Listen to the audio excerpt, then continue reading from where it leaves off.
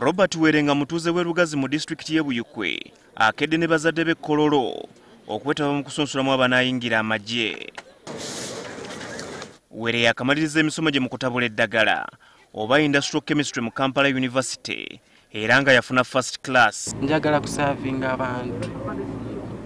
Ate amagye sikugamba nti sente oba biki naye omuntu abeerako nekyayagala.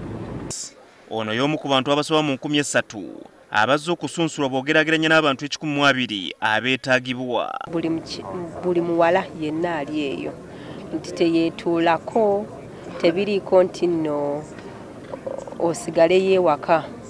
Oba olina empapula zo well and good. That is an added advantage.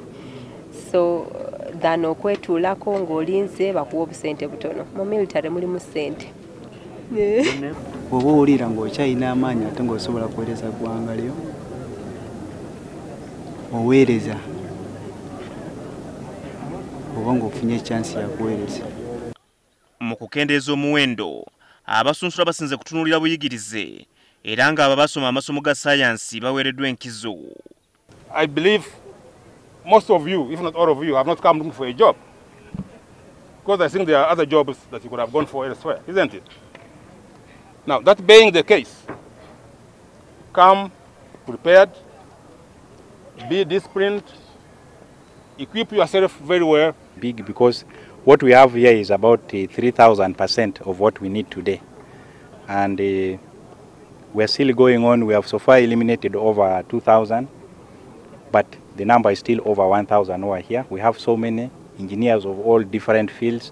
Actually, engineers alone are over 100. Banero obwedda beekenneenyezebwa ng'abalina enkovu amalibu n'abo abalina endwadde endala ez'enjawulo akasengejja kabawanze. Oluvannyuma abayiseewo balagiddwa okudduka kilomita 5.